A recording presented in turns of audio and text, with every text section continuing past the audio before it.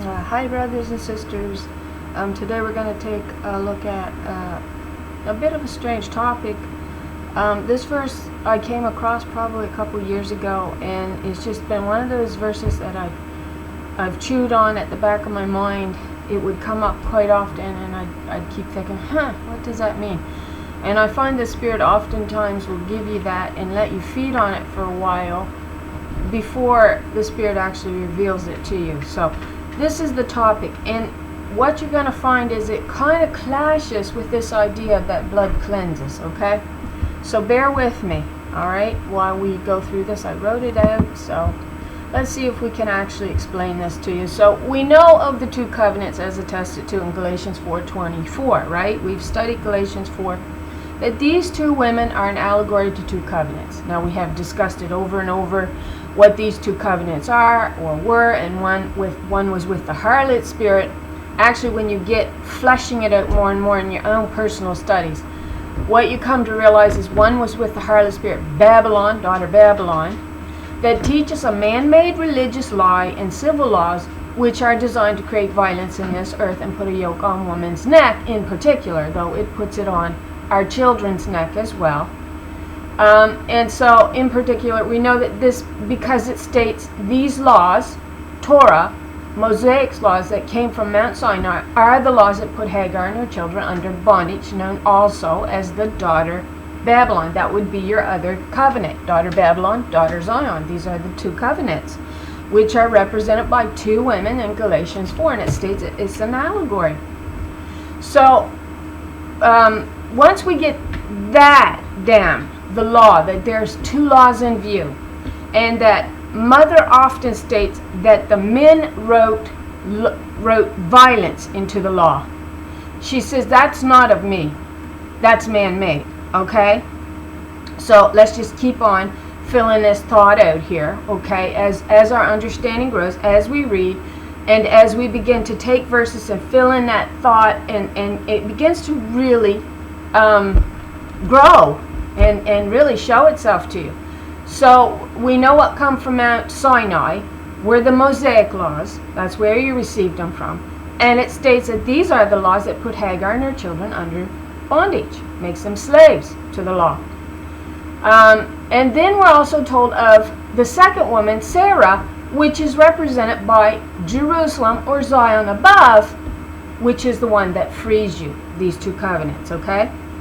So what we're saying here was daughter Babylon was known as a harlot spirit because she actually taught the man-made lie, the law, to the children, and she actually ends up committing idolatry against her own mother God by not teaching her commandments to her children. So, and by coming under a man and agreeing to teach fallen Adam's lies, which end up putting a yoke on our neck. That's what the yoke is in the Old Testament. When you get studying in the New Testament, the yoke is the yoke of man-made law. That's the yoke that binds us, that actually binds the righteous spirit. Christ said, as a new Adam, he says, whatsoever you bind on earth, you'll bind in the heavens. So he's talking about the spirit. So if you bind the spirit of God on this earth, you bind it in the heavens, he's saying. If you release her, then you release it into the heavens. And same goes the other way. If you release the harlot here on earth, which is what man did, he tore down Zion, built up Babylon, so he could teach his own man-made laws. So here we go. This is the law of daughter Zion that was rejected by the first Adam so that he might write his own laws. We've looked at this over and over. The kings of the earth made a decree against daughter Zion, saying in Psalm 2:2, the kings of the earth set themselves, and the rulers take counsel together against the Lord and against her anointed one, saying, verse 3, let us break their band asunder and cast away their cords from us. That's the law of daughter Zion. So what are we guilty of under the Torah law? All right? We are told that sin is shaped under this law. That's what is stated. And it's also stated, can the throne of heaven have fellowship with the throne of iniquity? Well, the throne of iniquity that God is talking about is the law of the harlot spirit, the law of fallen Adam, that he teaches and exalts himself as God in the earth, He writes laws that subjugates his sister. We're told that in Malachi 2. He wrote violence against her into the law.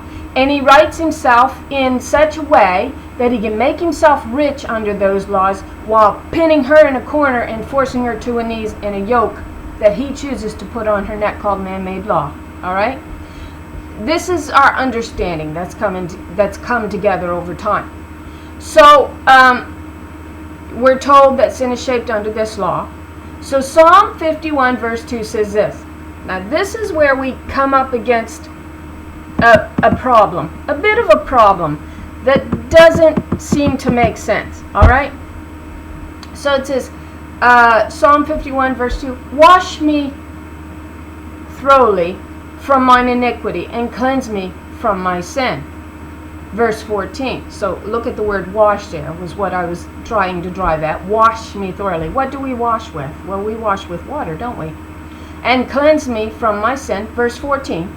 Deliver me from blood guiltness. 18:18 is the word here in your Strong's Hebrew Concordance.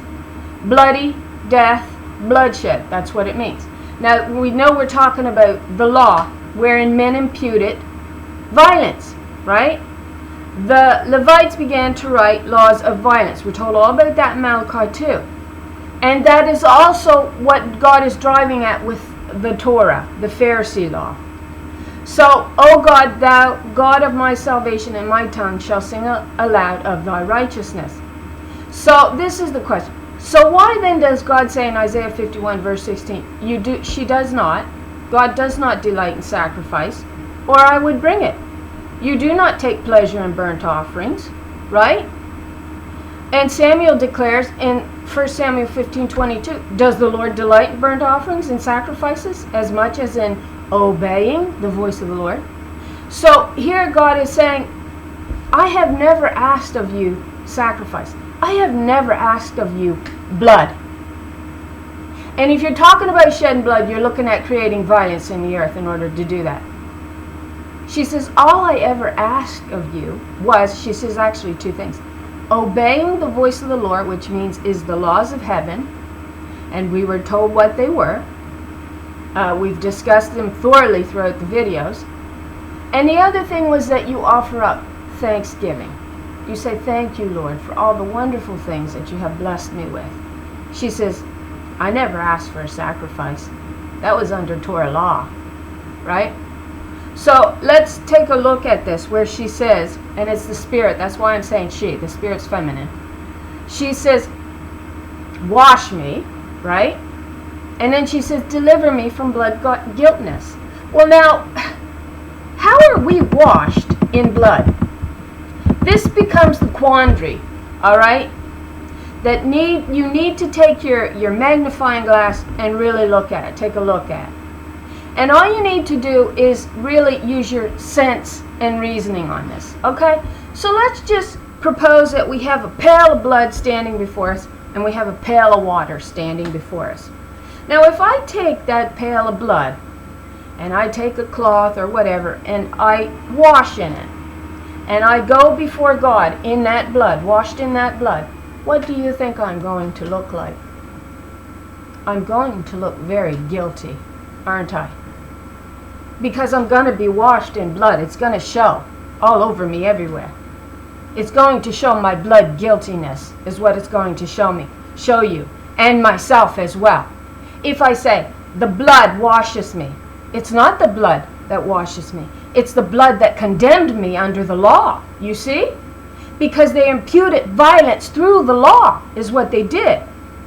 And they shed blood under the law, Torah and otherwise, all right? You can say, no, it didn't. Oh, yes, it did. Read your Bible. And Malachi 2, the Levites who took full control of the law of God, and it states that they did this, that the men who were claiming to be the high priest of God took full control of the law from the daughter of Zion and imputed in it exactly what they wanted to, which was to subjugate their sisters and to bring in violence against them. So if I take the other pail of water and I wash myself in it and I go and stand before God, am I going to stand there looking all clean? Yep. Yes, I would have to say yes, based on my own personal understanding. Now, so let's look at a few more verses before we get into this a little bit more, because it is shown to us. So Psalm 40 verse 6, sacrifice and offering you did not desire, but my ears you have opened. Burnt offerings and sin offerings you did not require. Right? And yet we're told it's the blood of a man that cleanses us, who was crucified under man-made law, the Torah. We've proven this. They rejected Christ standing and upholding the laws of his mother and of his sister. His sister daughter Zion was the commandments that he upheld. He was known as the daughter of the son of the virgin, and the only begotten son, and he only had a mother because he received her commandments. All right, that's why you don't see him with a father. You see him only with a mother, because it means that he received her teachings. That's what it means. And so he was the only begotten son of Israel, or the daughter Zion, you could even say. So, Psalm 50 verse 8, I do not rebuke you, for your sacrifices and your burnt offerings are ever before me. So I didn't actually go in and look at that chapter. And this will please the Lord more than an ox, more than a bull with horns and hooves. So we know what the Lord is telling us will please. Obedience unto God's law is what God desires above everything else, which is the water, which we're going to prove in a minute here. So Jeremiah 7, 2. Now, I want it to actually go down, because I wanted to get through this pretty fast. You have to know wisdom. Psalm 51, 6. Behold, thou desirest truth in the inward parts, and in the hidden part thou shalt make me to know wisdom. Well, part of that wisdom is being able to reason out what you're seeing with your eyes, what you're hearing with your ears, and using your brain to actually reason it out. Are we taught here on earth to wash in the blood? No. We wash in water. That's what cleanses us, right? So I want it to get down here to verse Proverbs 15 verse 8. The sacrifice of the wicked is an abomination to the Lord, but the prayer of the upright is her delight. You see? God doesn't require blood. Blood is what makes us guilty. And it was the law that began to impute that sin of the shedding of blood. All right? And so really what we've been under and what we've been taught is the Pharisee law. And they think they're so clever the way that they've shaped this, because if we go before the true living God, the creator that gives life to all things, and we're standing there with blood, the blood of a man that was shed violently under the cross, on the cross, under the Torah law, under the Pharisee law, who rejected him because of what he did stand for, which was Mother God's law and Daughter Zion's law, commandment. If you go before the creator of life and you have been washed in that blood, you're going to look pretty darn guilty. That's what you're going to look like. And you're going to be cast aside. Christ died to give testimony to the laws of Daughter Zion, which the first Adam razed to the ground and tore down and built up a harlot spirit so he could teach his own laws. That's what this is about. So, why then are we told we are cleansed by the sacrifice of a man and his blood cleanses us from all sin, when God states plainly it is violence of blood guiltiness that makes us stand guilty before her? Are we understanding it yet? Now remember, blood and water gushed from Christ's side. This is symbolizing the two covenants, which was symbolized by your two women in allegory in Galatians.4 that we've looked at over and over. So, I just said, if you go and get a bucket of blood and try to wash yourself with it, are you cleansed or are you made bloody and guilty? You are guilty. So the blood is what came forth as a result of the man-made Pharisee law, or the Torah, or the Mosaic law, wherein sin was imputed and Christ's blood was shed. The violence in blood shows the sin of the man-made law. Try standing before God washing in blood, and you will simply be condemned. This man, second Adam, Christ, stood for the true commandments of God, which represented the water that would wash and cleanse you. He showed you how to walk clean before God. So, go get a bucket of water. Does it wash you? It does. So, where are we told you receive this water from? From the Spirit, which is represented by your wife in allegory. That's right, that's what it says. The Spirit is represented by your wife. Or the woman that the first Adam rejected for a harlot spirit that taught man-made law, wherein sin and violence and bloodshed condemns us all to death. The water, which is the word of daughter Zion, as she was the mouth of God, given in covenant to teach man the truth that would cleanse him from all blood guilt. Song of Songs 4:11. Thy lips, O my spouse, drop as the honeycomb. Honey and milk are under thy tongue, and the smell of thy garments is like the smell of Lebanon. Well, honey and milk is the mother's nourishment to a child, right? And she smells like Lebanon because she's one of these grand trees, all right? And that has to do with tracing your family tree back to your mother, which we were told in Psalm 74 that the men went in with axes and cut these trees down. And basically what they did is they defiled the house of the daughters of Zion, which appears to have been called the house in the forest of Lebanon. And they basically tore it down and wanted to get all knowledge of it out of existence, which would be the razing of the daughter Zion and her law to the ground, and put in play and built up a harlot spirit that would teach his laws and teach him as God and build him up really on earth, because we're told in Isaiah 54 that the wife that he married was really Baal. And when you look that up, it really means he married himself in his own doctrine, which leads you to the understanding that a man inside of a man leads to the abomination that maketh desolate. He'll make her desolate. She'll have no children that receives her doctrine of truth. You understand? They all become his children, which then leads us to the Song of Solomon, verse 1, chapter 1, verse 6, I think it is. And it talks about the Shulamite. But she says, my own vineyard I have neglected, right? That's because she was teaching his man-made lies. So it says, a garden enclosed is my sister, my spouse, a spring shut up. There's your water. A fountain sealed. That's your spirit. Proverbs 5:15. Drink waters out of thine own cisterns, and running waters out of thine own well. Let thy fountains be dispersed abroad, and rivers of waters in the street. Let them be only thine own, and not strangers with thee. Verse 18. Let thy fountain be blessed, and rejoice with the wife, spirit of thy youth. Malachi 2:11. Judah had dealt treacherously, and an abomination is committed in Israel and in Jerusalem, in Zion. For Judah hath profaned the holiness of the Lord, which she loved. Mother loved her daughter, gave her in covenant. When man rejected her, he basically rejected mother. And she states that this world turned their back on me. They don't even know me.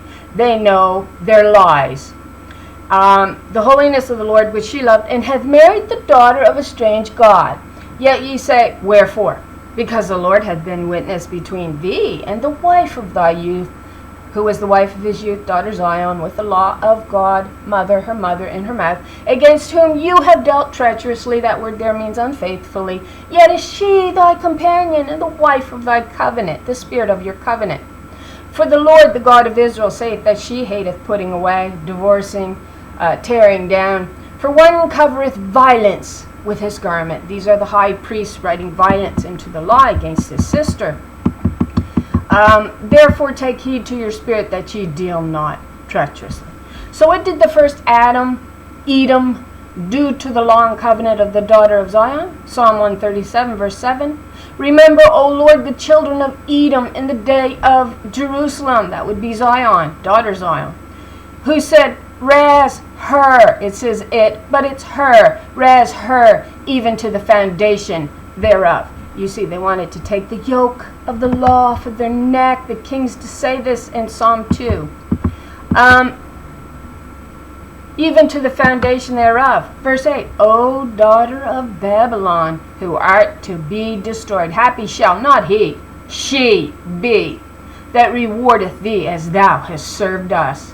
If you're standing before God bathed in blood, you stand in blood guilt, and as such are a part of the old covenant between fallen Adam and the harlot Babylon that taught a law that created violence and bloodshed in the earth, particularly against women, and a lying religious theology that builds up a man as your God and in the process debases a woman under him, wherein she plays his harlot. If you live, by the commandments of God, you are washed by the water, right?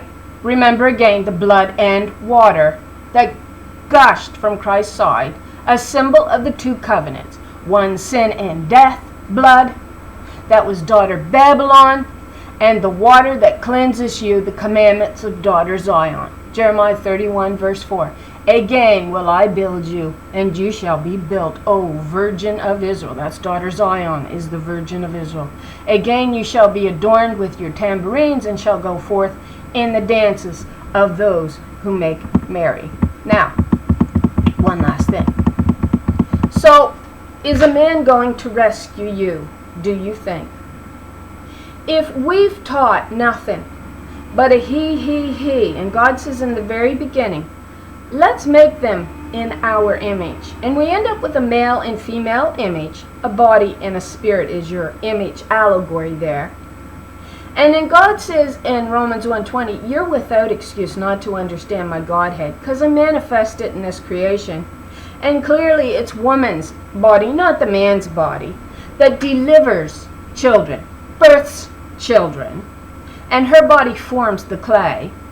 Then do you really think us looking for a man under a harlot taught theology, or a fallen Adam lion theology that fed out to the entire four corners of the globe, and you think God is going to permit you into her heavens because you're covered in the blood which makes you guilty before her?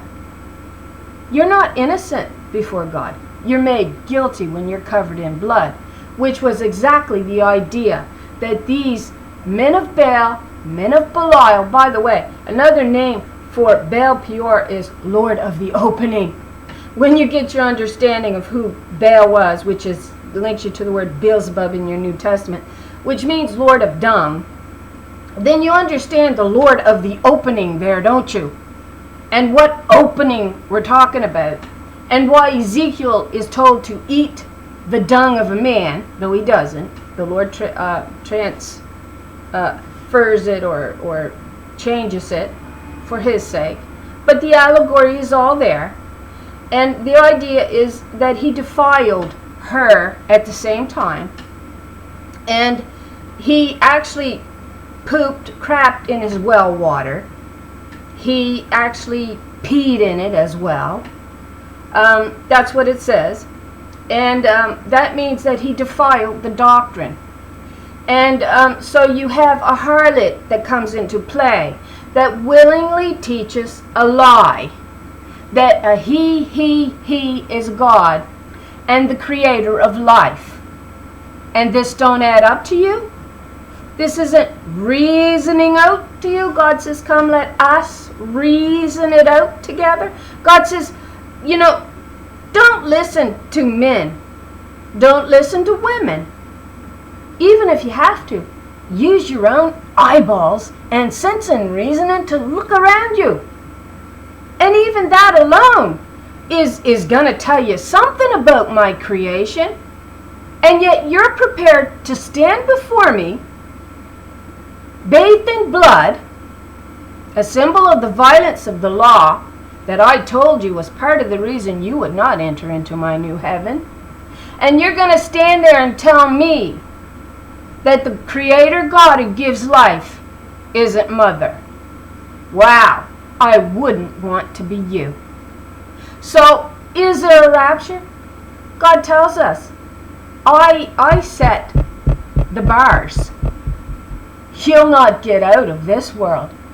teaching a harlot spirit's lie, and a man coming to deliver my children, birth my children out through the gates? Not going to happen. Verses to ponder, Job 38, verse 8.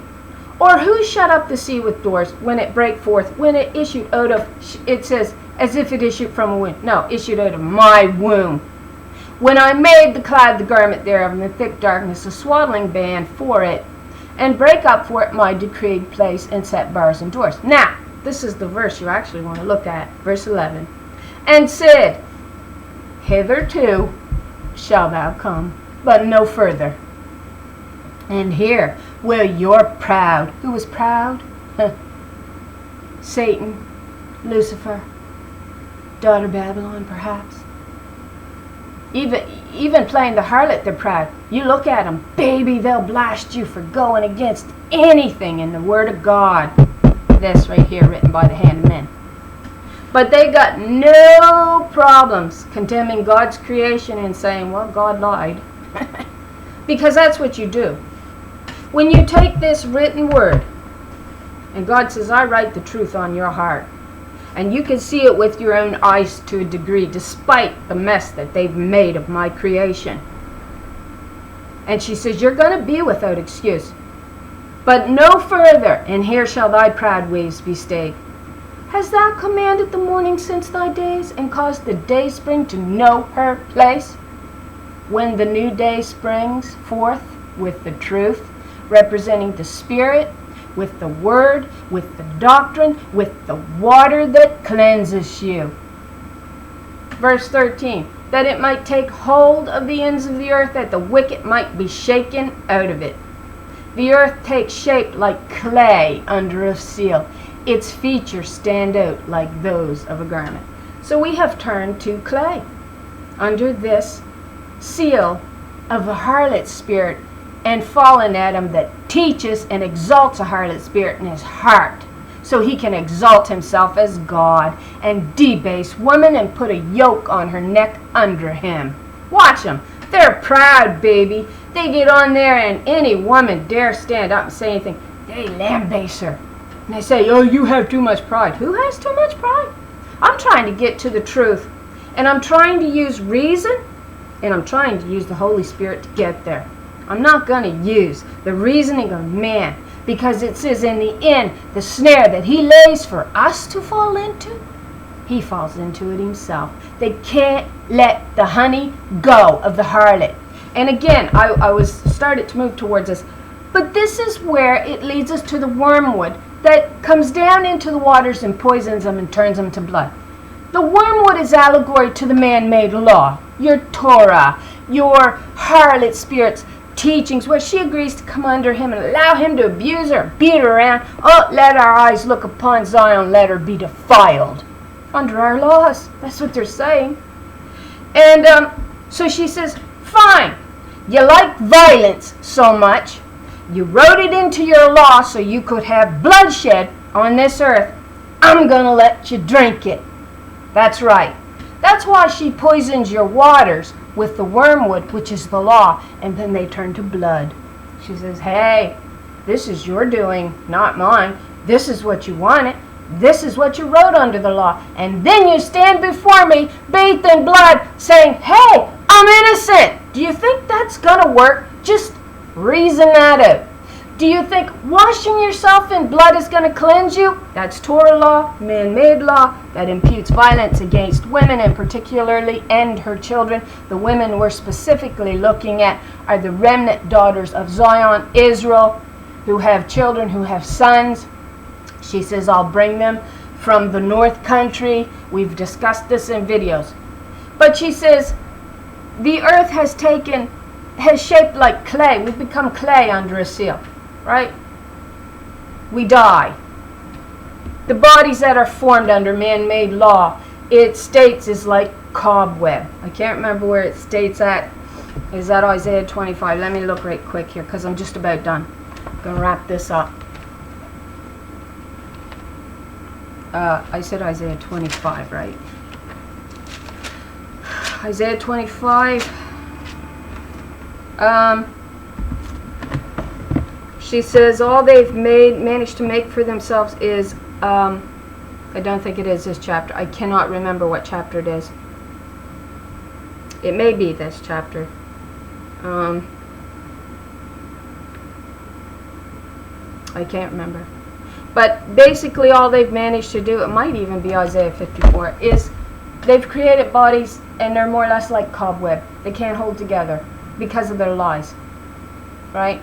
And the snare they laid for the daughters of Zion to fall into, they fall into it themselves. They can't come out of it. It's like honey on their tongue. It tickles their ears, but it's wormwood in their stomach.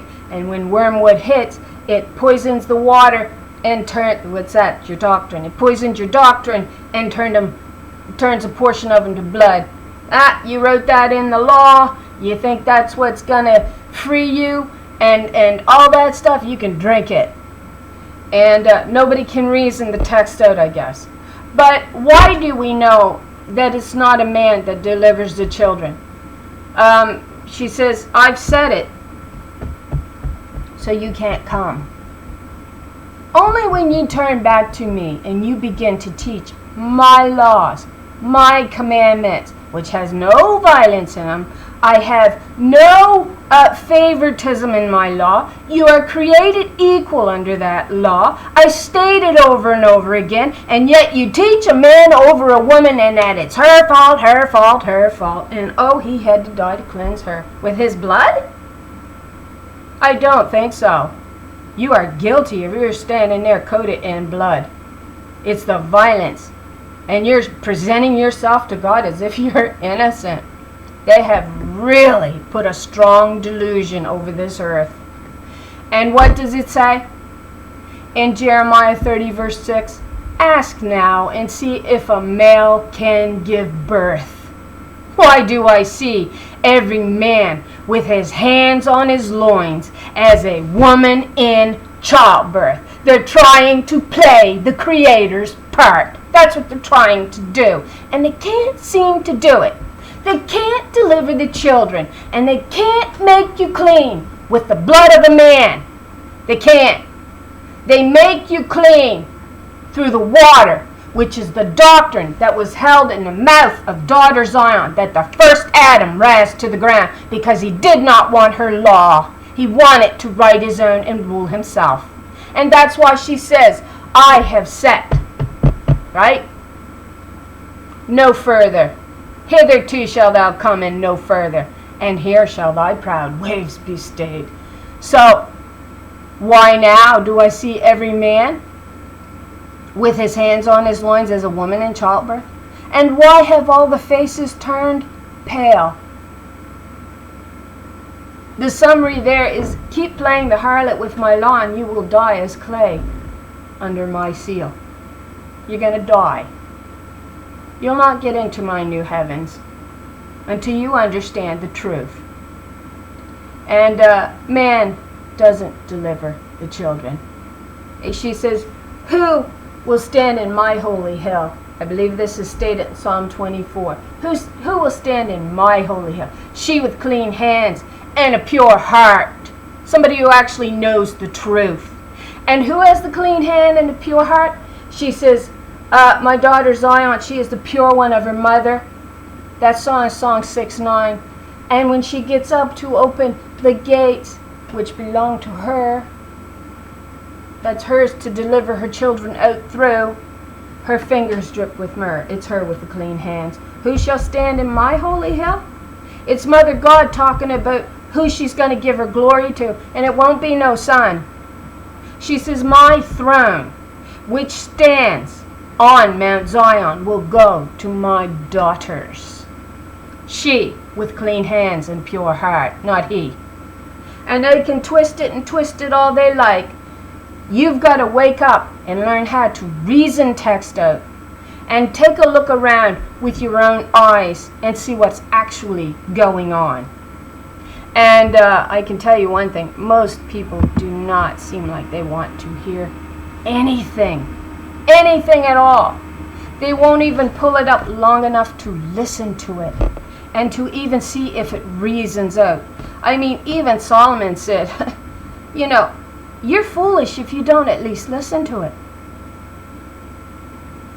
You condemn yourself by washing yourself in blood. You're saying, I uphold man-made law and violence. That's what you're saying. Christ pointed you to what? Cleansing. And that was the Spirit and the commandments of Mother God and Daughter Zion. And all you got to do is learn to reason. That's all. So, there we go. That's my video for today. Don't know if it's my last one. I never do. I know every time I go lately to make a video, I really feel a strong pull in the Spirit not to do so. There's more than enough information and evidence. Yeah, like I said, I may have made a few mistakes here and there pulling the theology together, weaving it together, because that's what we do. We're supposed to weave the truth together. Just like those nasty, wicked men have weaved a lie, and that's why it's considered spiderweb. It just don't hold together, and it don't. And it can't hold together. It simply doesn't make sense. It's not sounding out. And yet, we are the weavers of truth. We daughters of Zion. We're the ones that have to weave the truth together. And if it doesn't make sense, well, you've cast your own fate, I guess, your own demise.